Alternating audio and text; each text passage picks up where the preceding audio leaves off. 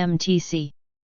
Light, 2022, P17, 2, no gateway. Congratulations!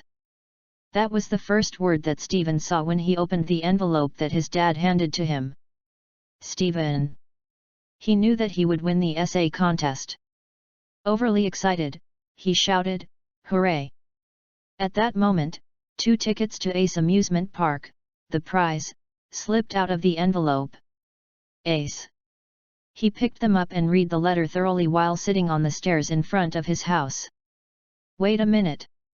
That's not my name," he said, puzzled. The letter was addressed to his classmate Stephanie, who had also participated in the contest.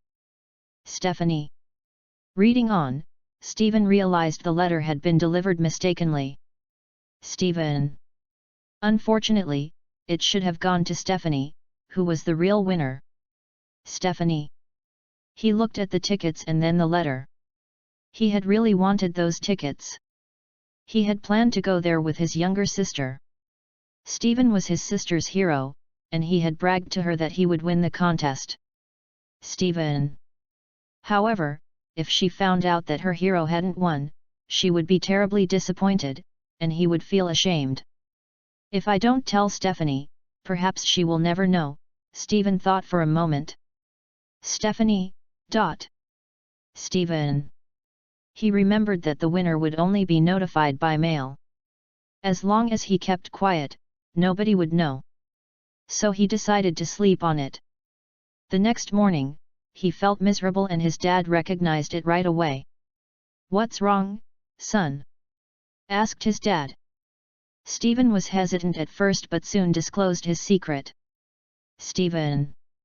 After listening attentively to the end, his dad advised him to do the right thing.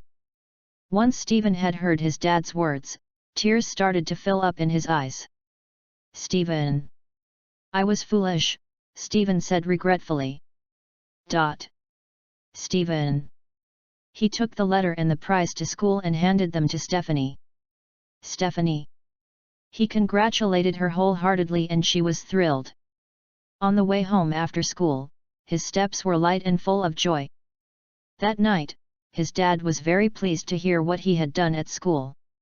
"I am so proud of you, Stephen," he said. Stephen. Then, without a word, he handed Stephen 2 Ace Amusement Park tickets and winked. Stephen Ace. Exercises. MTC. Good job. Let's start. MTC. Light, 2022, P17, 2, no 0103. After our wonderful breakfast, Rufus went to the barn to find himself a fresh strand of straw that he could use as a toothpick. Rufus. While he was in there, a loud engine noise filled the air with its heavy mechanical sounds. Rufus poked his head out of the barn for a glance and there in the driveway was a truck that had another machine riding on its back. Rufus. All the animals lined up against the pen and watched with curiosity how the machine was unloaded. Since the tractor was parked on the lawn, Rufus decided he would take a closer look at it. Rufus. Lifting the latch on the gate, Rufus strolled over to the tractor and began sniffing it. Rufus. After a few quick sniffs, Rufus began crying out in mule language to us about how yucky he thought it was. Rufus. What does it smell like? Asked Moocher. Moocher. Rufus replied, it smelled like rubber, gas, oil, paint, and plastic. Rufus. Sorry, old boy, exclaimed the farmer, but this is what I was trying to tell you this morning when I told you how fun it had been working with you. Rufus' mouth hit the ground as he continued explaining. Rufus. You see, Rufus, this tractor is how I'm going to plow the fields from now on. Rufus. You have done your part for the farm, but now it is time for you. As the farmer hopped on the tractor and drove away, Rufus began to cry in mule language. Rufus. The rest of us farm animals were shocked at the news and did what was right by joining Rufus in his moment of grief. Rufus. The farmer thought we were making the noises because we were afraid of the tractor, but we were crying for our friend, Rufus, who just lost, his job. Rufus. MTC. Good job. Let's start.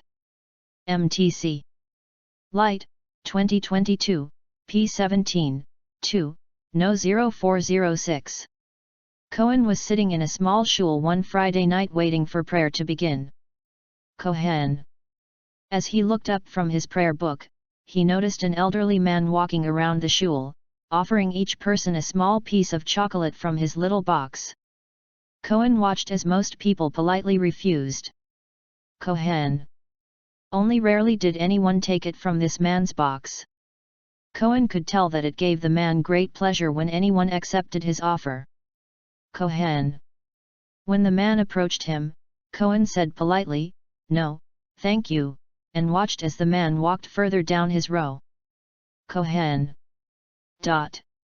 Standing there was Rav Yaakov Friedman, whom Cohen respected greatly and whom Cohen watched carefully to see what he would do. Rav Yaakov Friedman, Cohen. Cohen. Sure enough, Rav Yaakov nodded to the man and took a piece, nudging his young son to do the same. Rav Yaakov. As the old man continued walking to the next row, Rav Yaakov's son began putting the chocolate into his mouth. Rav Yaakov. Rav Yaakov gently touched his son's arm and told him he could put it into a tissue. Rav Yaakov. At the same time, Rav Yaakov also put his own in a tissue. Rav Yaakov. "Daddy," asked the young boy, "you urged me to take the chocolate, and you took it yourself.